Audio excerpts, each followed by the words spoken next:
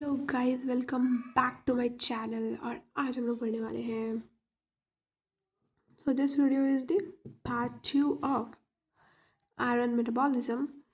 यहाँ पे हम लोग क्या करेंगे बताओ। यहाँ पे हम लोग ना इसे क्लिनिकल सिग्निफिकेंस वगैरह पढ़ेंगे, पर उससे पहले मैं तुम्हें ना कुछ बताना चाहती हूँ। पता है, एक बात है कि जो आयरन होता है ना, वो एक सिर्फ वन वे एलिमेंट है। भाई इसका मतलब क्या है कि आयरन सिर्फ एक वन वे एलिमेंट है। मतलब बॉडी ना बहुत धूमधाम से इसको लेके आता है कि भाई चलो तुमको लेके चलते हैं। इसको एब्जॉर्ब कराता है, जैसा हमने पिछली वीडियो में देखा था कि किस तरीके से ये तुम्हारा पूरा फिक्स है कि विटामिन सी आएगा, और फिर ये कैसे डीएमटी के थ्रू अंदर जाता है, डीएमटी 1 के थ्रू अंदर जाएगा, फिर बाहर निकलेगा, फिर ब्लड में जाएगा। बहुत ही मतलब एक मैकेनिज्म चल रहा है जो बॉडी ने खुद बना के रखा है इसके लिए, एब्जॉर्प्शन के लिए। बट इसके एक्सक्रीशन के लिए कोई मैकेनिज्म है क्या? नहीं। तो यहाँ पे कोई ऐसा बेसिकली मैकेनिज्म है ही नहीं जो इसको बाहर कर सके, एक्सक्रीट कर सके। समझ रहे हो? इसलिए इसको वन वे एलिमेंट कहा जाता है कि बॉडी इसको लाने के लिए तो बहुत वो है, लेकिन बॉडी कभी भी इसको अपने अंदर से बाहर निकालने का कोई मैकेनिज्म नहीं है। तो क्या इसका मतलब हमारा बॉडी में आयरन हमेशा रहता ही है क्या?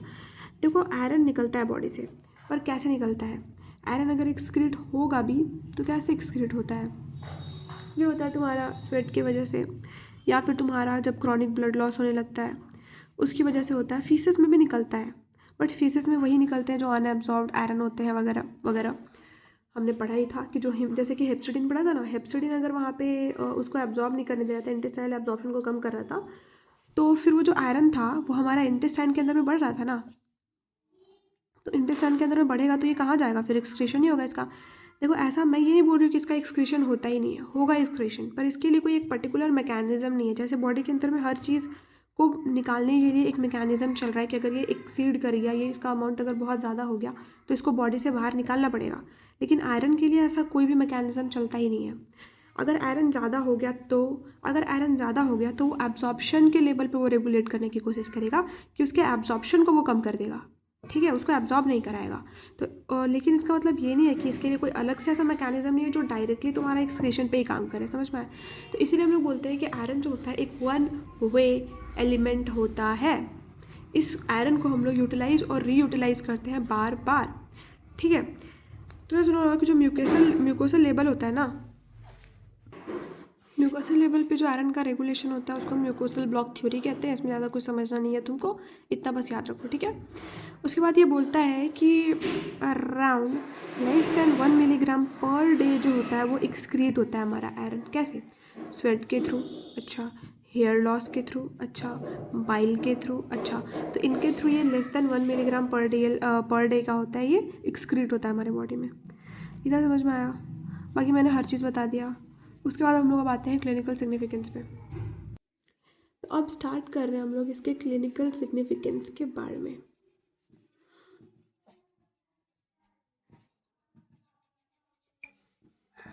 क्लिनिकल सिग्निफिकेंस के बारे में बता रहे हैं तो बताओ कि सबसे पहले हम लोग पढ़ते हैं आयरन डेफिशिएंसी एनीमिया के बारे में।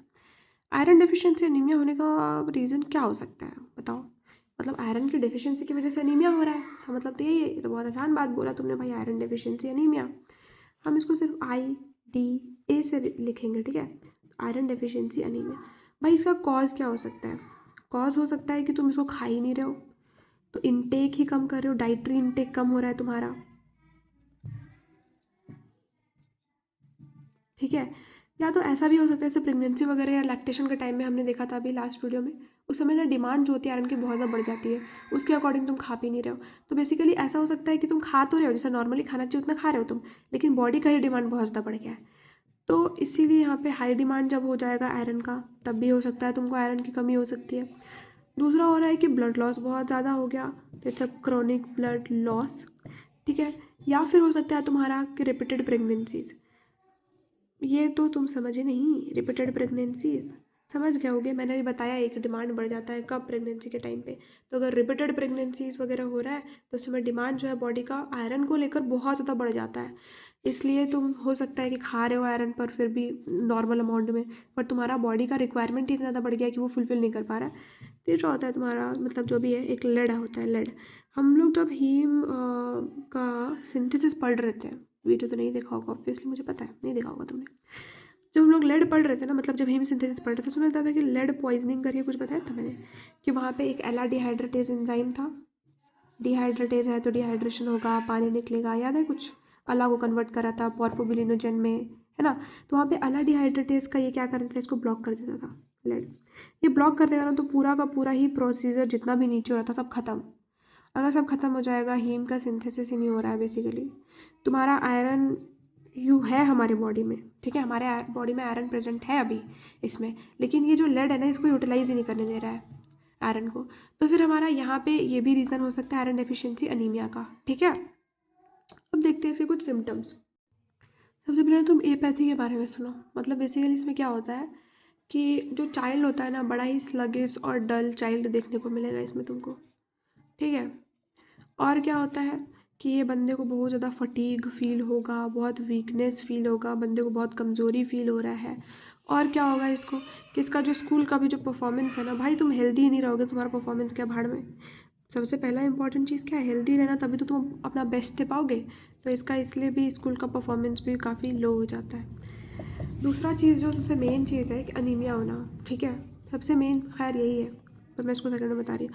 अनीमिया, अनीमिया बेसिकली क्या होता है, इसमें माइक्रोसाइटिक हाइपोक्रोमिक अनीमिया होता है। भाई इसका मतलब क्या है, तुमने पढ़ा होगा आई गेस ब्लड का इटियोलॉजिकल क्लासिफिकेशन, और क्या पढ़ा होगा, खैर उसकी बात हम लोग नहीं करेंगे अभी। अगर मैं गलत हूँ तो मुझे बता देना भाई, सॉरी। देखो हम लोग बात करते हैं यहाँ पे माइक्रोसाइटिक हाइपोक्रोमिक अनीमिया के बारे में। मजाक कर रही थी भाई, तभी सीरियस मत ले लेना, कह रहे यार इनको तो कुछ नहीं आता, चलो हटाओ इनकी वीडियो उठाओ। हाइपोक्रोमिक अनीमिया, माइक्रोसाइटिक का मतलब पता है क्या होता है कि जो आरबीसी का साइज़ है ना छोटा हो गया, ठीक है। हाइपोक्रोमिक का मतलब है कि कलर, हाइपोक्रोमिक, क्रोमिक मतलब क्या होता है कलर, और कम कम कलर मतलब आ रहा है, लाइट कलर का दिख रहा है। और अनीमिया मतलब तुम लोग को पता ही है। तो माइक्रोसाइटिक हाइपोक्रोमिक अनीमिया देखने को मिलता है, ठीक है। अगर तुम्हारा आयरन डिफिशिएंसी अनीमिया की वजह से अनीमिया हो रहा है तो कैसा अनीमिया होगा, माइक्रोसाइटिक हाइपोक्रोमिक अनीमिया होगा। क्लियर हुआ, मतलब आरबीसी का साइज़ जो नॉर्मल साइज़ होता है उससे छोटा हो जाएगा। अब यहाँ पे कुछ लोग बोलते हैं ना कि यहाँ पे एमसीवी और एमसीएच के बारे में बताओ ना, ठीक है भाई, लो एमसीवी एमसीएच के बारे में बताते हैं तुमको। तो बच्चों दो चीज़ें यहाँ पे बोला जाता है कि एमसीएच और एक होता है तुम्हारा एमसीवी, ये दोनों कम हो जा रहा है। What is MCH and what is MCV. MCH का मतलब होता है मीन कॉर्पस्कुलर हीमोग्लोबिन, ठीक है, और ये होता है तुम्हारा मीन कॉर्पस्कुलर वॉल्यूम। तो इन दोनों का बेसिकली क्या हो जाता है, कम होना। मतलब हीमोग्लोबिन, भाई मैंने अभी बताया ना तेरे को कि मान ले तेरे पास आयरन हिच का कमी हो रहा है, तो आयरन ही नहीं आ रहा है उसमें, अगर तुम्हारा आरबीसी में आयरन नहीं रहेगा तो क्या वो इफेक्टिव रहेगा, मतलब क्या वो अच्छे से ऑक्सीजन वगैरह कैरी कर पाएगा, उसमें हीमोग्लोबिन अच्छे से बन रहा है। भाई iron is an important component of haemoglobin ना। तो अगर आयरन ही नहीं आ रहा है तो तुम्हारा क्या हो जाएगा, फिर हीमोग्लोबिन कम हो जाएगा। हीमोग्लोबिन कम हो गया तो फिर एमसीएच भी कम हो जाएगा, क्योंकि ये मीन कॉर्पस्कुलर हीमोग्लोबिन होता है। इसका मतलब क्या होता है, एवरेज हीमोग्लोबिन पर आरबीसी। तो जो एवरेज हीमोग्लोबिन होगा आरबीसी पर आरबीसी, क्या वो कम होगा, नहीं होगा, इसीलिए ये भी जो होगा ये कम हो गया। यहाँ पे मीन कॉर्पस्कुलर वॉल्यूम, भाई इसको बताने की ज़रूरत है क्या, अभी मैंने बोला माइक्रोसाइटिक, इसका मतलब क्या है कि एवरेज साइज़ जो होता है, basically average size of RBC कम हो जा रहा है। क्या क्लियर है, अगर एवरेज साइज ऑफ आरबीसी कम हो जाएगा तो क्या एमसीवी भी कम हो जाएगा, कोई प्रॉब्लम नहीं। तो बच्चों लैब डायग्नोसिस कैसे किया जाता है, मतलब एक बेवकूफ़ बच्चे को भी जाके बोलोगे ना कि करके बताओ तो खुद ही बता देगा। अभी अभी मैंने बताया। तो क्या हो जाएगा बताओ, लो हीमोग्लोबिन, ठीक है भाई, ये तो होगा ना। उसके बाद क्या होगा कि यहाँ पे समझो, ये बात इंपॉर्टेंट है, ये यहाँ पे ना मेरे को बहुत डाउट हुआ था जब मैं पहली बार पढ़ रही थी। It's increase total iron binding capacity. तो TIBC ना बढ़ जाता है, क्यों बढ़ जाता है मैम, वाई।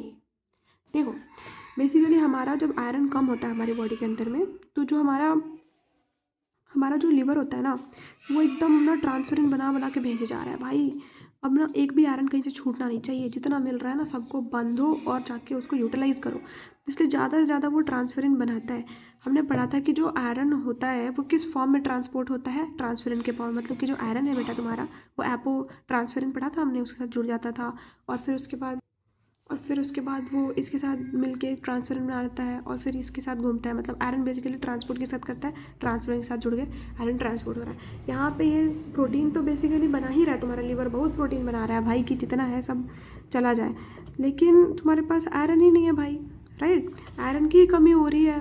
तो ऐसे टाइम पे एक चीज़ बस याद रखना है तुम्हें यहाँ पे कि जब ट्रांसफेरिन का प्रोडक्शन बढ़ता है तो जो बाइंडिंग कैपेसिटी होती है, मतलब टोटल आयरन बाइंडिंग कैपेसिटी, वो भी बढ़ती है।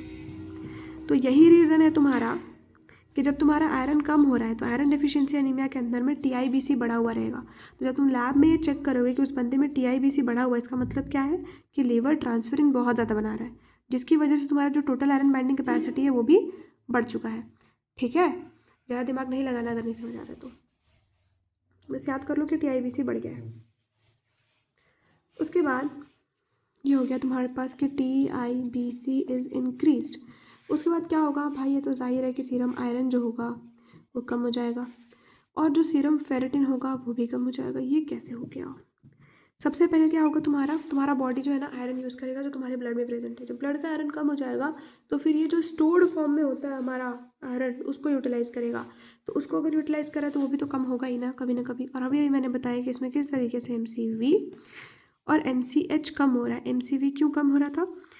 मीन कॉर्पस्कुलर वॉल्यूम, क्योंकि average size of the RBC was decreasing. And MCH mean corpuscular haemoglobin क्यों कम हो रहा था? क्योंकि average size of haemoglobin, basically यहाँ पे बोल रहा है कि MCH क्या था, एवरेज हीमोग्लोबिन कंटेंट। ये क्या हो जा रहा है, एवरेज हीमोग्लोबिन कंटेंट बेसिकली कम हो जा रहा है। ठीक है, इतना क्लियर है। अब हम लोग क्या पढ़ेंगे, और लैब डायग्नोसिस होगा। क्या हो गया भाई, और कितना डायग्नोस करोगे, पता चल गया अब तुम्हें कि है उस बंदे को आयरन डेफिशिएंसी एनीमिया। अब ट्रीटमेंट पे आते हैं। तो सबसे पहले ना तुम देखो कि जो डाइटरी आयरन है ना उसको बढ़ाओ। बोलो कि भाइयों और बहनों, अगर आपको आयरन डेफिशिएंसी एनीमिया हो रहा है तो मैंने तेरे को लास्ट वीडियो में बताया था कि उस समय हम लोगों को क्या क्या खाना पड़ता है, तो वो चीज़ें बोलो उन लोग खाने के लिए, ग्रीन लीफी वेजिटेबल्स वगैरह जो मैंने बताया था लास्ट वीडियो में। तो बोलो पहला उनका कि डाइटरी इनटेक बढ़ाओ भाई। ठीक है, डाइटरी इनटेक बढ़ाओ। दूसरा बोलो उन लोगों को कि भाई अगर ऐसा है तो फिर ओरल थेरेपी भी दे सकते हैं हम लोग, ओरल आयरन थेरेपी। ठीक है, उसमें हम लोग कितना डोज रहता है हम लोग का, 100 to 200 मिलीग्राम पर डे। ठीक है, तीसरा क्या कर सकते हैं हम लोग की ट्रीटमेंट, मतलब देखो ऐसा होता है ना कि कभी कभी क्या होता है कोई और रीज़न की वजह से तुम्हारे को आयरन की कमी हो रही है, तो उस कॉज को तुम पहचानो और फिर उन लोग को दवाई दो। तो ट्रीट करो उस अंडरलाइन कॉज को जिसकी वजह से ये प्रॉब्लम हो रहा है, उसको ठीक करोगे तो ये भी ठीक हो जाएगा। उसके बाद है कि तुम IV आयरन, मतलब इंट्रावीनस इंजेक्शन जो है, मतलब इंट्रावीनस आयरन दो अगर तुम्हारा सीवियर केस देखने को मिल रहा है तो। याद रखना ये ऐसे ही मतलब पेशेंट आया और बस उठा के यही नहीं दे देना है, पहले देखो कि वो सीवियर केस है तभी उसको इंट्रावेनस आयरन देना है। ठीक है, देखो हीमोसिड्रोसिस के बारे में पढ़ते हैं। हीमोसिड्रोसिस का मतलब क्या है? हीमोसिड्रोसिस मतलब क्या होता है कि आयरन ना बहुत ज़्यादा एक्सेस हो जा रहा है। क्यों? क्योंकि इनका एब्जॉर्प्शन ना बहुत ज़्यादा बढ़ जा रहा है। ठीक है भाई, तो देखो सबसे पहले ना हम लोग आयरन को स्टोर किसके फॉर्म में कर रहे थे, प्राइमरीली किस फॉर्म में स्टोर कर रहे थे, फेरेटिन के फॉर्म में। जब वो फेरेटिन हमारा बहुत ज़्यादा भर जा रहा था तो हम लोग फिर उसको हेमोसिड्रिन के फॉर्म में स्टोर करके रख रहे थे। तो आयरन ओवरलोड डिसऑर्डर हो जा रहा है। अब जो आयरन ओवरलोड डिसऑर्डर क्या तब होगा जब तुम फेरेटिन के फॉर्म में स्टोर कर रहे थे? नहीं, आयरन ओवरलोड डिसऑर्डर कब होगा? जब तुम फेरेटिन तुम्हारा भर गया, उसके बाद तुमने क्या किया, हीमोसिड्रिन में स्टोर करना स्टार्ट किया। अब तुम्हारा हीमोसिड्रिन भी भर चुका है, इसका भी कैपेसिटी पूरा फुल हो गया और तुम्हारा आयरन बचा ही रह गया है और आयरन आ रहा है। तो इस कंडीशन में क्या होता है, तुम्हारे को आयरन ओवरलोड डिसऑर्डर हो जाता है। क्या हो जाता है? आयरन ओवरलोड डिसऑर्डर होने का चांस बढ़ जाता है। तो आयरन ओवरलोड डिसऑर्डर हो जाएगा इस टाइम पे। तीसरा हम यहाँ पे ये बोल रहे हैं कि इसका जो बेसिकली ये हीमोसिड्रोसिस में इतना सीवियर नहीं होता है। हीमोसिड्रोसिस ना बेसिकली ये पैरेन्काइमा सेल्स जो होते हैं, जैसे कि तुम्हारा हेपेटोसाइट्स हो गया, ठीक है, फिर और भी सेल्स होते हैं लाइक स्प्लीन वगैरह के, उसको ये इतना ज़्यादा अफेक्ट नहीं करता है पैरेन्काइमल सेल्स को। अभी इतना प्रॉब्लम नहीं है, लेकिन तुम हीमोक्रोमेटोसिस पढ़ोगे ना उसमें देखोगे कि तुम्हारा पूरा पैरेन्काइमल सेल्स भी गया। दूसरा है कि ये ना ऐसा देखा जाता था कि जो बांतू ट्राइब्स होते थे ना साउथ अफ्रीका के, उनमें ये देखने को बहुत ज़्यादा मिलता था, तो इसीलिए इसको बांतू सिड्रोसिस भी कहते हैं, याद रखना। ठीक है, तो मैंने कितने पॉइंट्स बताए? 4। पहला मैंने बोला कि आयरन का एक्सेस आयरन हो जा रहा है। क्यों हो रहा है एक्सेस आयरन? क्योंकि एब्जॉर्प्शन बढ़ जा रहा है। ठीक है, पहला पॉइंट है ये, पहला पॉइंट ये लिखना तुम। दूसरा लिखना कि ये जो तुम्हारा है ना हीमोसिड्रोसिस, ये ना तुम्हारा पैरेन्काइमल सेल तक नहीं पहुंचा है, उसको अफेक्ट नहीं करता है, ठीक है। फिर एक बांतु टाइप वाला लिख देना, और एक ये लिख देना कि तुम्हारा जो आयरन ओवरलोड डिसऑर्डर होता है, वो आयरन ओवरलोड डिसऑर्डर क्यों हो रहा है, क्योंकि यहाँ पे हीमोसिड्रोसिस में एक्यूमुलेशन हो रहा है आयरन का, ठीक है। मतलब iron overload disorder due to accumulation of haemosiderin, ठीक है। उसके बाद हम लोग अब पढ़ेंगे हीमोक्रोमेटोसिस के। हीमोक्रोमेटोसिस का मतलब क्या होता है कि यहाँ पे ना एक्सेस आयरन डिपॉजिट होता है। कहाँ पे एक्सेस आयरन डिपॉजिट हो रहा है तुम्हारा? स्किन पे, बोन मैरो पे, लिवर पे, स्प्लीन में, और कहाँ पे? पैनक्रियाज में, ठीक है। अच्छा, ये स्किन में होता है ना, तो बिल्कुल तुमको एक येलो ब्राउन डिस्कलरेशन देखने को मिलेगा स्किन का, येलो या फिर ब्राउन डिस्कलरेशन देखने को मिलेगा किसका? स्किन का, ठीक है। इसको अपन हम लोग ब्रॉन्ज पिगमेंटेशन भी कहते हैं। पहला चीज़ ये होगा, याद रहेगा। दूसरा चीज़ ये है कि तुम्हारा जो है ना पैनक्रियाज, पैनक्रियाज में भी तुम्हारा बहुत ज़्यादा बढ़ जा रहा है बेसिकली आयरन का डिपॉजिट्स। इसकी वजह से क्या होता है कि बेसिकली बीटा सेल ख़राब हो जाता है, तो इसकी वजह से तुमको डायबिटीज़ देखने को मिलेगा। अब तुम बोलोगे कि ये क्यों होता है, मैं एक चीज़ बताना भूल गई, जो तुम्हारा स्टोर हो रहा था ना ये मैंने पढ़ा था हीमोसिड्रोसिस, हीमोसिड्रीन की फॉर्म में जो सेकेंडरी स्टोरेज था, तो देखो वो क्या करता है ना, हीमोसिड्रीन जब वो सेकेंडरी फॉर्म में स्टोर होता है वो फ्री रेडिकल बनाता है, और जो फ्री रेडिकल होता है ना वो सेल को जाकर डिस्ट्रॉय करता है, हमारे बॉडी के लिए बिल्कुल भी ठीक नहीं है। तो जब वो कम अमाउंट में रहता है और कम वो बेसिकली फ्री रेडिकल रिलीज़ कर रहा है, तो उससे ज़्यादा प्रॉब्लम नहीं आता है, क्योंकि वो कम अमाउंट में फ्री रेडिकल निकाल रहा है। लेकिन जब इसका अमाउंट बहुत ज़्यादा बढ़ जाएगा हीमोसिड्रीन का सेकेंडरी स्टोरेज वाला, तो फिर बहुत ज़्यादा ये रिलीज़ करने लगता है तुम्हारा क्या? फ्री रेडिकल, और फिर फ्री रेडिकल जाके सबको डिस्ट्रॉय करने लगेगा। तो यही पैनक्रियाज में भी कुछ ऐसा ही होता है कि जब हीमोसिड्रोसिस का अमाउंट बहुत ज़्यादा बढ़ जाता है ना, तो ये क्या करता है, यहाँ पे फ्री रेडिकल रिलीज़ करने लगेगा। और जो फ्री रेडिकल होता है ना बेसिकली, ये जो फ्री रेडिकल होता है ये तुम्हारा बीटा सेल में जाएगा और बीटा सेल को मार डालेगा। और बीटा सेल ख़त्म हो गया, इंसुलिन रिलीज़ होगा क्या? नहीं। तो क्या तुम्हारा ग्लूकोज लेवल मेंटेन रहेगा क्या? नहीं। इसकी वजह से क्या होगा, तुमको डायबिटीज़ हो जाएगा। तो ये जो तुम्हारा है पैनक्रियाज में, यहाँ पे क्या हो जाएगा, यहाँ पे हो जाएगा तुम्हारा डायबिटीज़। क्या हो जाएगा यहाँ पे? डायबिटीज़ हो जाएगा पैनक्रियाज में। क्यों हो रहा है डायबिटीज़? क्योंकि यहाँ पे इंसुलिन ही नहीं रिलीज़ हो रहा है, क्योंकि वो बीटा सेल को मार दे रहा है। तीसरा होता है लिवर के अंदर में सालों से पढ़ते आ रहे हैं, सिरोसिस ऑफ लिवर, ठीक है। सिरोसिस देखने को मिलता है यहाँ पे लिवर का, फाइन। तो ये तीनों चीज़ क्या करता है, इसको कहते हैं ब्रॉन्ज डायबिटीज़। रुको मैं बताती हूँ फिर से स्टार्टिंग से, आखिर ब्रॉन्ज डायबिटीज़ क्या होता है। तो यहाँ इन तीनों की वजह से प्रॉब्लम जो होता है उसको कहते हैं अपन। तो बेसिकली मैं ये कहना चाह रही थी कि इसमें ब्रॉन्ज डायबिटीज़ में पहला क्या दिख रहा है, डायबिटीज़, दूसरा ब्रॉन्ज पिगमेंटेशन, तीसरा है सिरोसिस ऑफ लिवर। तो ये बस याद रख लेना इसमें, ठीक है। तो if you like my video तो लाइक करो, शेयर करो, सब्सक्राइब करो और कमेंट भी कर दो यार। यार देखो मेरा ना सारा वीडियो लंबा हो जा रहा है, क्योंकि मैं ना पूरा कॉन्सेप्ट बता रही हूँ तुम लोग को, एक एक चीज़ समझा रही हूँ, एक एक चीज़ फील करा रही हूँ। तो प्लीज़ यार देखो यार, 2-3 घंटे तो रील स्क्रॉल कर ले तो आधा घंटा पढ़ लो भाई, पढ़ लो प्लीज़, पढ़ लो।